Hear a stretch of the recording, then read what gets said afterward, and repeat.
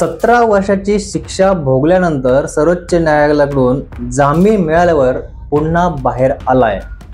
ही कहाणी रक्तपात, विश्वासघात आणि सत्तेच्या संघर्षाने अगदी भरलेली आहे। एका सामान्य मराठी कुटुंबातून अंडरवर्ल्डचा बेताज बादशाह बनण्यासाठी त्याची ही कहाणी एखाद्या फिल्मी स्क्रिप्टपेक्षा कमी नाहीच आहे।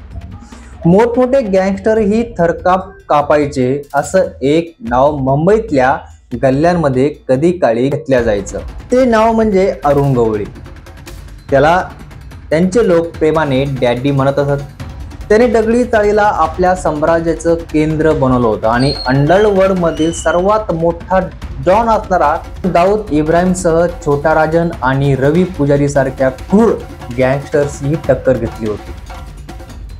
अरुण गवळीचा हा प्रवास कसा होता आणि आता 18 वर्षांनंतर अरुण गवळी पुन्हा जेलमधून बाहेर आले तरी इतके लोकप्रिय काय आहेत, त्यांची कारकीर्द कशी होती आणि त्यांचा एवढा दबदबा कसा वाढला होता याचा संपूर्ण आढावा आपण या व्हिडिओच्या माध्यमातून घेणार आहोत। त्यामुळे व्हिडिओ अगदी शेवटपर्यंत नक्की बघा आणि अरुण गवळी मराठी माणूस एवढा मोठा डॉन कसा आला हे आपण या व्हिडिओतून बघणार आहोत।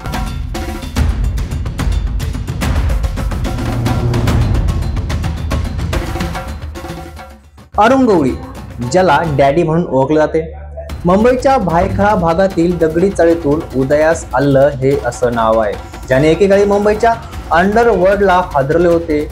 17 जुलै 1955 रोजी महाराष्ट्रातील अहमदनगर जिल्ह्यातील कोपरगाव येथे जन्मलेल्या गवळींचे कुटुंब मध्यमवर्गीय होते। त्याचे वडील गुलाबराव मजुरी करत होते आणि नंतर मुंबईच्या सिम्प्लेक्स मिल मध्ये काम करू लागले। आर्थिक परिस्थितीमुळे गवळीने मॅट्रिक नंतर शिक्षण सोडलं आणि नंतर कमी वयातच गुन्हेगारीच्या जगात पाऊल ठेवलं। 1980च्या दशकात अरुण गवळीने रामा नाईकच्या गँग सोबत काम सुरू केलं, जिथे त्याची भेट दाऊद इब्राहिम आणि छोटा राजनशी झाली।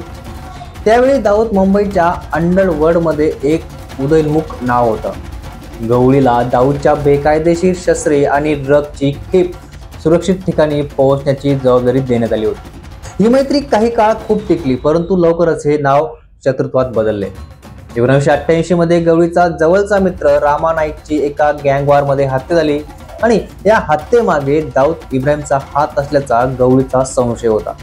या घटनेमुळे गवळी इतका दुखावला गेला की त्याने दाऊद पासून वेगळे होऊन स्वतःची गँग बनवण्याचा निर्णय घेतला आणि येथूनच दाऊद आणि गवळीच्या रक्तरंजित शत्रुत्वाची सुरुवात झाली, जी मुंबईच्या अंडरवर्ल्ड मध्ये चर्चेचा विषय बनली।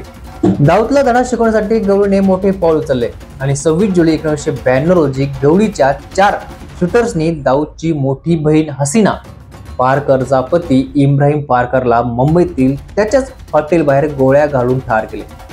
या हत्येने दाऊदला आतून हादून टाकले आणि या घटनेनंतर दोन्ही गँग्समध्ये गँगवॉर आणखी तीव्र होत गेले, ज्यात अनेक शूटर्स मारले देखील गेले। दाऊद मुंबईला पळून गेल्यानंतर छोटा राजनने ही दाऊद पासून वेगळे होऊन स्वतःची गँग तयार केली आणि मलेशियात व्यवसाय सुरू केला। या काळात गवळी आणि छोटा राजनमध्ये ही वर्चस्वाची लढाई सुरू झाली आणि 1993च्या मुंबई बॉम्बस्फोटानंतर अंडरवर्ल्डचे चित्र बदलले आणि गवळीला मुंबईत आपले वर्चस्व स्थापित करण्याची संधी मिळाली। त्याने मध्य मुंबईतील दगडी चाळीला आपल्या गँगचे केंद्र बनवले होते। रवी पुजारी, जो नंतर अंडरवर्ल्ड मधील आणखी एक मोठे नाव बनला, त्यानेही गवळी विरुद्ध मोर्चा उघडला। पुजारीने खंडणी आणि धमक्यांच्या माध्यमातून मुंबईत आपले वर्चस्व प्रस्थापित करण्याचा प्रयत्न केला। गवळीच्या गँगने या आव्हानाला आपल्या पद्धतीने उत्तर दिले आणि दोघांमध्ये अनेकदा हिंसक संघर्ष झाले, परंतु स्थानिक मराठ्याचा पाठिंबा असल्यामुळे तो पुजारीवर वरचढ ठरला। पुढे अरुण गवळीने आपल्या गँगला मजबूत करण्यासाठी शेकडो गुन्हेगारांना सामील केले। त्याची गँग खंडणी, तस्करी आणि हत्या सारख्या गुन्ह्यांमध्ये गुंतली होती। दगडी चाळ त्याचे मुख्य ठिकाण होते आणि इथूनच तो संपूर्ण मुंबईवर आपली सत्ता चालवत होता। गवळीची ताकद इतकी होती की छोटा राजन सारखे मोठे डॉनही त्याच्याशी थेट टक्कर घेणे टाळायचे। 1990च्या दशकात मुंबई पोलिसांचा वाढता दबाव आणि गँगवॉर पासून वाचवण्यासाठी गवळीने राजकारणात प्रवेश केला। त्यानंतर 2004 साली त्याने अखिल भारतीय सेना नावाचा एक पक्ष देखील स्थापन केला आणि चिंचपोकळीतून आमदार बनवून सत्तेच्या गल्लीत पाऊल ठेवले। तथापि 2008 मध्ये गवळीने शिवसेना नगरसेवक कमळाकर जामसांडेकर यांची हत्या घडून आणली आणि त्यानंतर त्याला 2012 साली या प्रकरणात जन्मठेपेची शिक्षा सुनावण्यात आली। त्यानंतर नागपूर सेंट्रल जेलमध्ये तब्बल 17-18 वर्षापासून शिक्षा भोगत होता। आता म्हणजे 2025 मध्ये सर्वोच्च न्यायालयाने गवळीला जामीन मंजूर केलाय। 76 वर्षीय गवळीच्या सुटकेवेळी त्याचे कुटुंबीय, वकील आणि समर्थक तिथे उपस्थित होते। न्यायालयाने त्याचे वय आणि दीर्घकाल कारावासात लक्षात घेऊन हा निर्णय घेतलाय, पण त्याचा जामीन काही अटीवर आधारित आहे। जर त्याने नियमांचे उल्लंघन केले तर त्याचा जामीन रद्द होऊ शकतो। मित्रांनो, तुम्हाला अरुण गवळी विषयी अजून काय माहिती आहे नक्की कमेंट करून सांगा आणि असेच माहितीपूर्ण व्हिडिओ बघण्यासाठी चॅनल नक्की सबस्क्राईब करा। धन्यवाद।